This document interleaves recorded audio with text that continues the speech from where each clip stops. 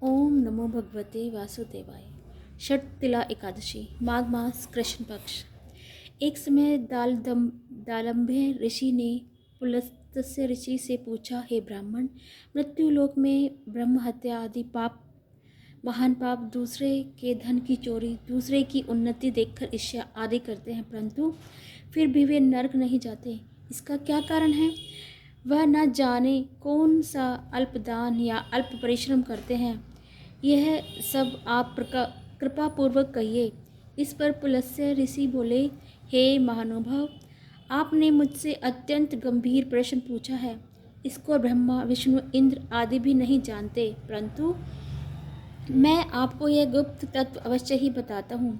माघ मास के आने पर मनुष्य को स्नान आदि से शुद्ध रहना चाहिए और इंद्रियों को वश में करके तथा काम, क्रोध, लोभ, मोह, ईर्ष्या, अभिमान आदि का त्याग कर भगवान का स्मरण करना चाहिए। हाथ पैर धोकर पुष्य नक्षत्र में गोबर, कपास, तिल मिलाकर कंडे बनाने चाहिए। वह इन कंडों से 108 बार हवन करें और यदि इस दिन मूल नक्षत्र और द्वादशी हो तो नियम से रहें। स्नान आदि नित्य क्रिया से शुद्ध होकर भगवान की पूजा व कीर्तन करना चाहिए। एकादशी के दिन व्रत और रात्रि को जागरण तथा हवन करना चाहिए।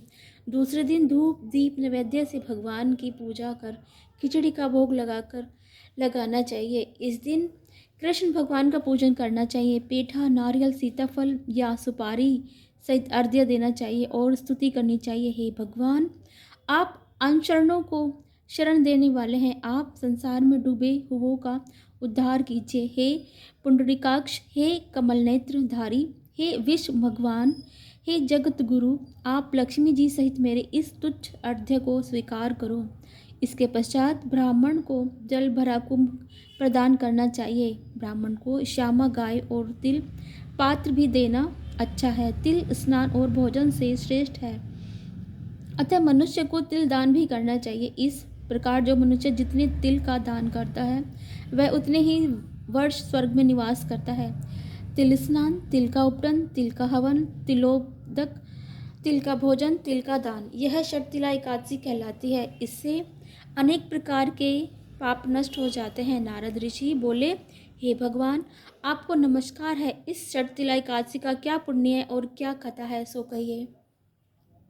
श्री कृष्ण भगवान बोले, हे नारद, मैं तुमसे आंखों देखी सत्य घटना कहता हूँ।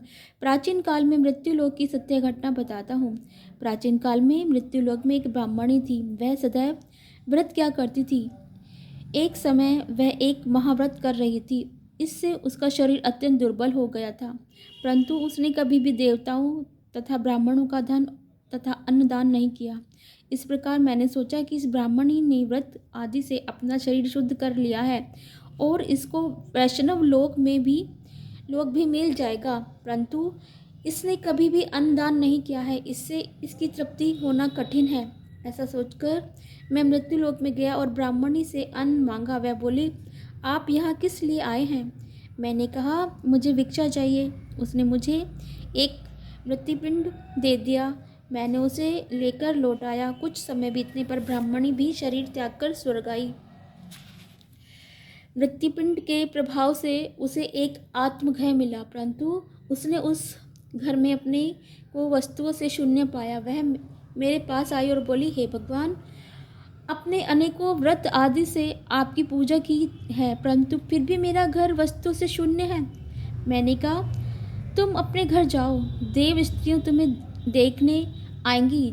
जब तुम उनसे षटतिला एकादशी का पुण्य और विधि सुन लो तब ही द्वार खोलना।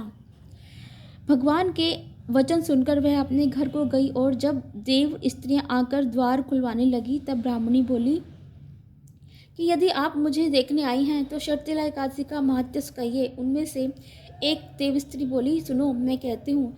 जब उसने षटतिला एकादशी का महत्व सुना दिया तब उसने द्वार खोला। देव स्त्रियों ने उसको सब स्त्रियों से अलग पाया। ब्राह्मणी ने भी देव स्त्रियों से के कहे अनुसार षटतिला का व्रत किया और इसके प्रभाव से उसका घर धन धान्य से पूर्ण हो गया। अतः मनुष्य को षटतिला एकादशी का व्रत करना चाहिए। इससे मनुष्य को जन्म जन्म में आरोग्य प्राप्त होती है और दरिद्रता नष्ट हो जाती है।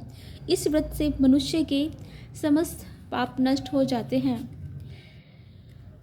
कथासार। इस व्रत से जहाँ हमें शारीरिक शुद्धि और आरोग्यता प्राप्त होती है, वहीं अन्न, तिल आदि दान करने से धन धान्य में वृद्धि होती है। इससे यह भी ज्ञात होता है कि प्राणी जो जो और जैसा दान करता है, शरीर त्यागने के बाद उसे वैसा ही फल प्राप्त होता है। अतः धार्मिक कार्यों के साथ साथ हमें दान आदि अवश्य करना चाहिए। शास्त्रों के में वर्णन है कि बिना दान आदि के कोई भी धार्मिक कार्य संपन्न नहीं माना जाता।